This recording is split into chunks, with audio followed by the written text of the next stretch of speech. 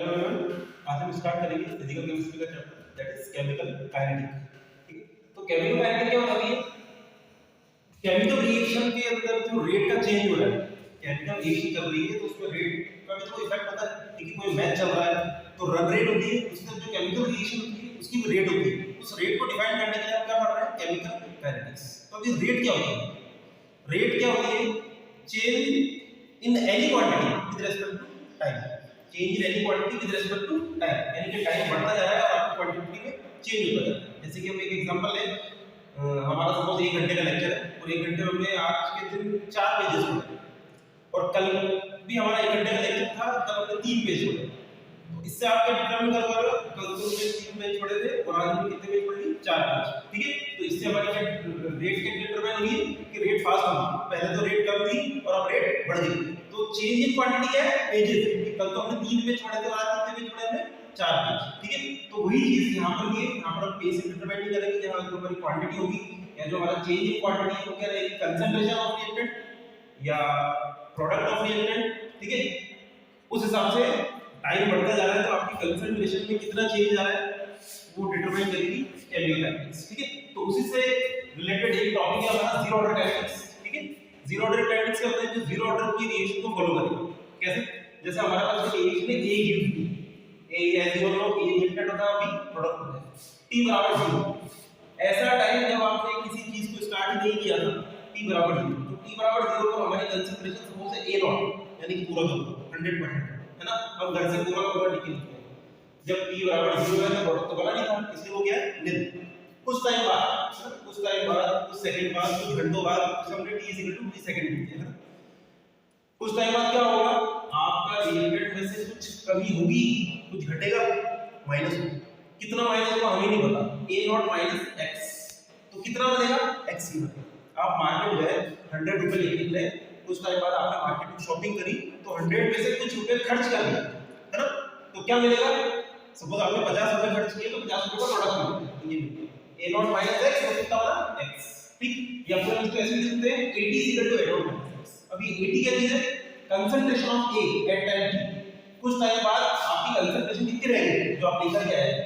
याद रखना, आप a लेकर के आए हो उससे b बना है, a आप लेकर के आए हो उससे b बना है।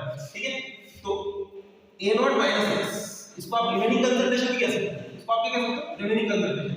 a नॉट में से इतना खर्च कर दिया, a नॉट में से इतना खर्च कर दिया, वो 100 रुपए लेके निकला था, उसमें 50 खर्च कर दिया। ठीक है, तो 80 क्या हो गया? Concentration of at time. उसी तरह से ये क्या है? bt। क्या b की कंसंट्रेशन उस टाइम पर कितनी है? कितनी है? x। जितना ये घटेगा उतना ये बनेगा। ओके, नाउ रेट का एक्सप्रेशन rn या r वो कैसे डिटरमाइन होगा? रेट किससे डिटरमाइन होगी? कंसंट्रेशन। ठीक है, तो रेट जो हम डिटरमाइन करेंगे a से, यानी कि r is proportional to a। फिर हमें पता चला इसकी कंसंट्रेशन तो कितनी है? जीरो ऑर्डर काइनेटिक्स फॉलो कर रहा है, तो a की पावर 0, a की पावर कितनी जाएगी? 0। और जब भी फॉर्मूला डालते हैं कांस्टेंट आएगा उसे हमने k मान लिया। ठीक है, किसी की पावर 0 कितनी होती है? 1, तो r = k। इसका क्या निकल के आया कि जीरो ऑर्डर की काइनेटिक्स के लिए रेट क्या है? कांस्टेंट। जीरो ऑर्डर की काइनेटिक्स के लिए रेट क्या है? k for constant. ठीक है, अब डेफिनेशन की बात करते हैं। Reaction whose rate doesn't depend upon concentration and time are known as zero order kinetics। ऐसी रिएक्शन जिसकी रेट ना तो कंसंट्रेशन डिपेंड कर रही है ना टाइम को डिपेंड कर रही है, ऐसी इसको क्या बोलेंगे? जीरो ऑर्डर की काइनेटिक्स। ठीक है, यानी कि जो r है वो केवल किसके ऊपर डिपेंड कर रहा है? कांस्टेंट है।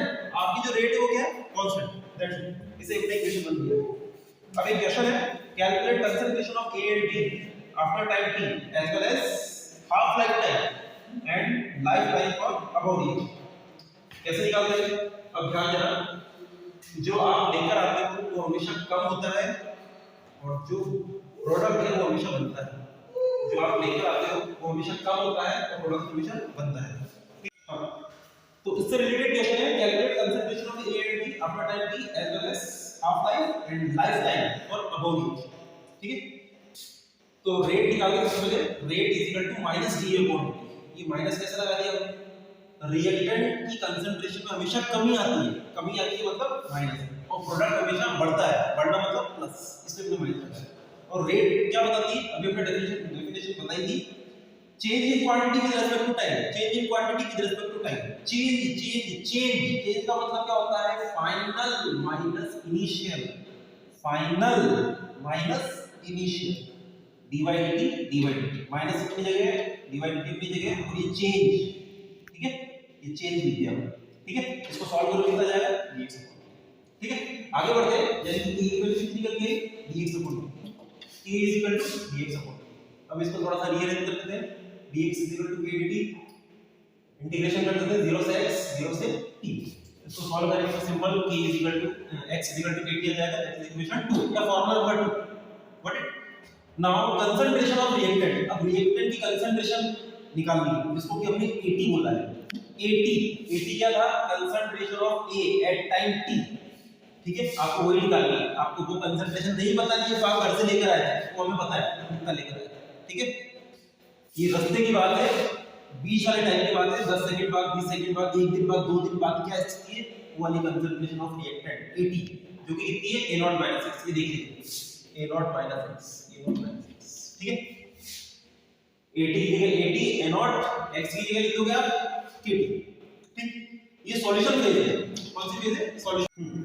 नाउ इन गैसेस फेज में क्या होगा, देखो अगर लिक्विड है या सॉल्यूशन है, तो सॉल्यूशन के केस में हम कंसंट्रेशन लेते हैं और गैस के केस में हम लेते हैं पार्शियल प्रेशर, ठीक है, तो क्या हो जाएगा pt = P0 - a, तो pt क्या है, सेम वही चीज है, partial pressure of reactant eight time t, जैसे 80 था ना, सेम वही है, जैसे A0 क्या था जो हम इनिशियली लेके चले थे, उस वक्त P0 क्या होगा, partial pressure of reactant eight t = 0, that is initial partial pressure, ठीक है। Now concentration of product, reactant की बात हो गई है, प्रोडक्ट की कंसंट्रेशन की बात करते हैं, प्रोडक्ट की कंसंट्रेशन क्या है, x, ठीक है, concentration of product that is x, जिसको हमने bt बोला, ठीक है, तो bt की क्या लिख दोगे, bt = kt, kt कैसे आया, x के लिए पुट करेंगे ना kt। Now life time of reaction, life time क्या होता है, आपने लाइफ टाइम अचीवमेंट अवार्ड सुना होगा, मतलब ऐसा टाइम, मतलब आपने पूरी जिंदगी काम कर लिया, बस अब खत्म हो गई बात, ठीक है, पूरी जिंदगी काम कर लिया, इसका मतलब 100%, अब पिछला कुछ बाकी नहीं है, सब कुछ कंप्लीट हो चुका है, उसे तो मिलता है लाइफ टाइम अचीवमेंट, मतलब जो बूढ़े हो जाते हैं उनको मिलता है, ठीक है।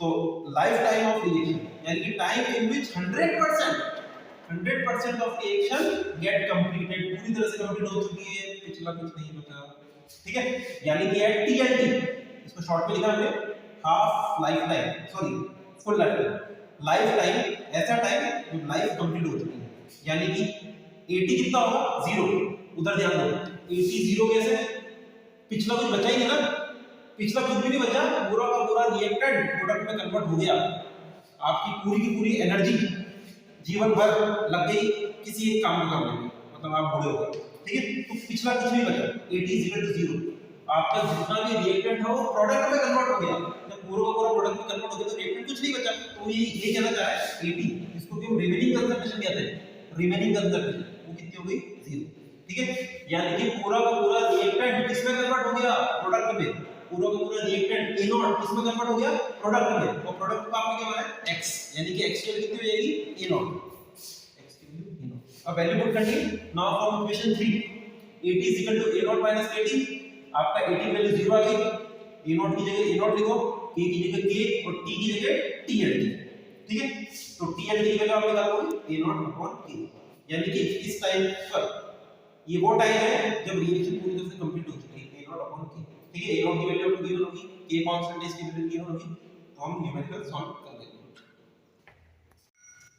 तो नेक्स्ट वाला हाफ लाइफ टाइम और जीरो ऑर्डर पेरिमेटर्स, ठीक है, तो हाफ लाइफ का मतलब t हाफ 50, अभी फुल टाइम से मैंने देखा था यानी कि t 100%, ठीक है, तो आपको करना है t हाफ में क्या हो जाएगा, जो आपकी कंसंट्रेशन है वो भी आधी हो जाएगी, होगी नहीं होगी, जब आपने आधी रिएक्शन कंप्लीट कर ली, आधा लाइफ क्लियर कर लिया, तो आपकी कंसंट्रेशन जो आप A0 लेके चले थे वो कितनी हो जाएगी, वो A0/2 हो जाएगी, ठीक है, तो t हाफ में 80 की वैल्यू कितनी हो जाएगी A0/2, और हमारी मेन रिएक्शन ध्यान रखना AT A0 - KT, ये हमारी main reaction zero order solution से, तो AT की वैल्यू कितनी रख दोगे A0/2, AT की वैल्यू कितनी रख दोगे A0/2, A0 की जगह A0, K की जगह K और T की जगह T हाफ, ठीक है, फ्रॉम इक्वेशन 3, तो इससे T हाफ की वैल्यू कितनी चली जाएगी A0/2, ठीक है, देखो एक अच्छी चीज बताओ, आपका टी एन टी कितना निकल के आएगा, टी एन टी निकल के आएगा ए नॉट बाय के, लाइफ टाइम कितना निकल के आता है ए नॉट बाय के, जो पूरा का पूरा ए नॉट बाय के है, पूरा का पूरा ये 0 से 100, ठीक है, और ये इसका आधा क्या होता है 50%, टी हाफ और टी लाइफ टाइम, ये कितना आएगा ए नॉट अपॉन के, तो इसका आधा कितना होगा ए नॉट अपॉन 2 होगा, ए नॉट अपॉन के पूरा है तो इसका आधा कितना होगा ए नॉट अपॉन 2, वही तो है ए नॉट अपॉन, ठीक है। अब graph related to zero order kinetics, rate versus concentration का ग्राफ पूछा जाएगा आपसे, रेट वर्सेस कंसंट्रेशन का, ठीक है, जीरो ऑर्डर के लिए। तो जब भी आप ग्राफ बनाना हो तो आपको ये पता होना चाहिए कि उसकी रिलेशन क्या होगी, रेट और कंसंट्रेशन की रिलेशन क्या होगी, तो फिर हमें पता चलेगा कि जीरो ऑर्डर की काइनेटिक्स में जो रेट है वो कंसंट्रेशन के ऊपर तो डिपेंड ही नहीं करती, टाइम के ऊपर डिपेंड ही नहीं करती, यानी कि क्या है कांस्टेंट r k, ये हमने लिखा था इक्वेशन पर r k, यानी कि डिपेंड ही नहीं करती, सिंपल नो चेंज, इसे बोला जाता है कांस्टेंट, ठीक है। Next concentration of reactant versus time का graph, concentration of reactant versus time का ग्राफ फॉर जीरो ऑर्डर, तो आपको ये सोचना पड़ेगा कंसंट्रेशन ऑफ रिएक्टेंट को हमने किससे डिनोट किया था 80 से और टाइम को t से, ऐसी कौन सी इक्वेशन है जिसमें दोनों बैठ जाएंगे, तो एक वही इक्वेशन थी ये वाली 80 a0 - 80, 80 a0 - 80, इस इक्वेशन को कंपेयर करो आपने मैथमेटिक्स से, y c - mx, y axis पे कौन बैठा है कंसंट्रेशन ऑफ रिएक्टेंट को 80, x एक्सिस पे कौन बैठा हुआ है टाइम, ठीक है, c क्या है इंटरसेप्ट t कटा हुआ है, ठीक है, और स्लोप क्या है k, यानी कि ग्राफ कैसा होगा गिरता हुआ, कैसा होगा गिरता हुआ है, आपका स्लोप भी माइनस में आया ना, आपका स्लोप क्या है माइनस में, यानी ग्राफ गिरता हुआ, ठीक है, और यहां पर आके रुक गया, यानी कि लाइफ टाइम जहां आकर के आप रुक गए वहां की लाइफ खत्म हो गई आपका, that's it, reaction get complete, ठीक। नेक्स्ट आता है concentration of product versus time zero order के लिए, तो जीरो ऑर्डर के लिए प्रोडक्ट और टाइम का क्या रिलेशन आया था x kt, तो इसलिए कर लो y mx से कंपेयर कर लो, y एक्सिस पे कौन बैठा हुआ है प्रोडक्ट, x एक्सिस पे कौन है टाइम, तो y mx से ग्राफ कैसा है straight line passing through origin. और एक और चीज, अगर रिएक्टेंट लीनियरली गिर रहा है तो प्रोडक्ट लीनियरली बढ़ेगा, मैं लीनियर वर्ड यूज कर रहा हूं, ये लीनियर रिएक्शन को y c - x, ये लीनियर रिएक्शन y3, अगर रिएक्टेंट लीनियरली गिर रहा है तो प्रोडक्ट भी लीनियरली बढ़ेगा, इसी तरह फर्स्ट ऑर्डर में भी होता है, रिएक्टेंट एक्सपोनेंशियली गिरता है तो प्रोडक्ट भी एक्सपोनेंशियली बढ़ता है, ठीक है।